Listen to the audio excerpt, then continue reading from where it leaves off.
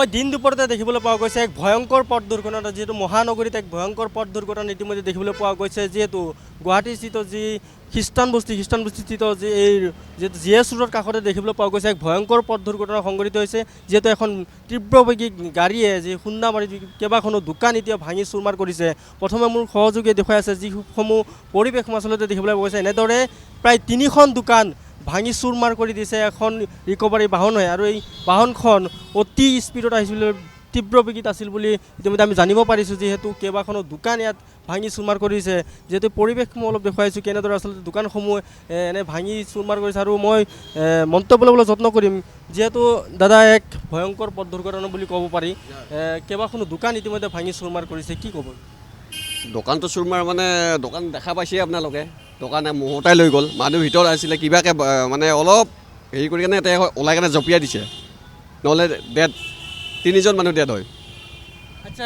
আনুমানিক কিমান সময়ত এই ঘটনাটো আপোনাৰ 8:30 9টা এনেকুৱা। যিজন চালক আছিলে এই চালকজন আপোনাৰ সুৰাহত হৈ আছিল সুৰাপত্ৰ তেখেতে যোৱাকালি ৰাতি সুৰাপত্ৰ কৰি আছিলে এতিয়ালৈকে আজি মই মুখখন মানে শুই চাইছিলোঁ মুখত দিওঁতে স্মেল আহি আছিলে মদৰ তেখেতৰ স্মেল আহি আছিলে আৰু তেখেতে সুধোতে কৈছে টোপনি লগা বুলি কৈছিলে টোপনিত মানে তেখেতে গাড়ীটো এনেকৈ ভৰাই দিয়া বুলি কৈছে। প্ৰশাসনক জনাইছিলোঁ আমি প্ৰশাসন আহিছে আহি কেনে এতিয়া গাড়ী লৈ গ'ল মানুহকো লৈ গ'ল আমাৰ মানুহ গৈছে এতিয়া থানাতে আছে থানাটো দিছপুৰ থানাত লৈ গ'ল চাগে মই থানাটো মই গম নাপাম বাৰু সিমানকৈ পুলিচ প্ৰশাসন আহি কেনে লৈ গৈছে। যিহেতু এনেদৰে মন্তব্য আগবঢ়াইছে যিহেতু দেখিবলৈ পোৱা গৈছে পুৱাৰ ভাগতে যি ভয়ংকৰ পথ দুৰ্ঘটনা ইয়াত সংঘটিত হৈছে এনেদৰে চাওক যিহেতু ফুলৰ দোকান আছিল বা যি বিৰিয়ানীৰ দোকান আছিল যিহেতু নৱনিৰ্মিত এই দোকানখন আছিল তাৰ পিছতে দেখিবলৈ পোৱা গৈছে এনেদৰে ভাঙি চুৰমাৰ কৰিছে পুৱাৰ ভাগতে এক ভয়ংকৰ পথ দুৰ্ঘটনা বুলি ক'ব পাৰি। এই পথ দুৰ্ঘটনাই যিহেতু গাড়ী এখন তীব্ৰবেগী গাড়ী যি খুন্দা মাৰি যিহেতু এই দোকানখন ভাঙি চুৰমাৰ কৰিছে তাৰ পিছতে আৰক্ষী আহি উপস্থিত হৈছে আৰু আৰক্ষী আহি এই গাড়ীখন জব্দ কৰিছে জব্দ কৰি ইতিমধ্যে থানাত লৈ যোৱা বুলি পৰিলক্ষিত হৈছে আৰু ইতিমধ্যে যিহেতু মন্তব্য আগবঢ়াইছে এনেদৰে পুৱাৰ ভাগতে যি ভয়ংকৰ পথ দুৰ্ঘটনা হৈছে এই ঘটনাৰ যিহেতু ক্ষতিগ্ৰস্ত হৈছে 3খনমান দোকান ইতিমধ্যে ক্ষতিগ্ৰস্ত হৈছে আৰু এয়া পৰিৱেশ চাওক ঘটনাৰ যিহেতু এক্সিডেণ্টৰ পিছত এনেদৰে দেখিবলৈ পোৱা গৈছে চুৰমাৰ কৰি দিয়া 3খন দোকান 8:30 বজাৰ পিছত মানে আপোনাৰ কমাৰ্চিয়েল মহিন্দ্ৰা বলেৰ' মানে আপোনাৰ হেৰি কি কয়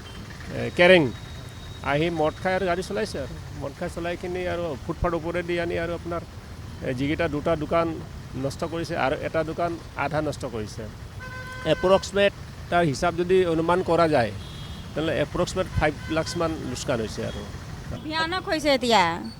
এইটোতো ভিতৰত চব্জি বনাই আছে তেতিয়াই 9টা বাজে হৈছে আৰু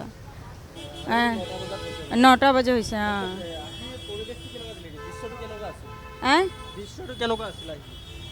এইটো চব বিৰিয়ানীৱালা ভিতৰতে আছে এইটো ফুল দোকানী যে ভিতৰতে আছে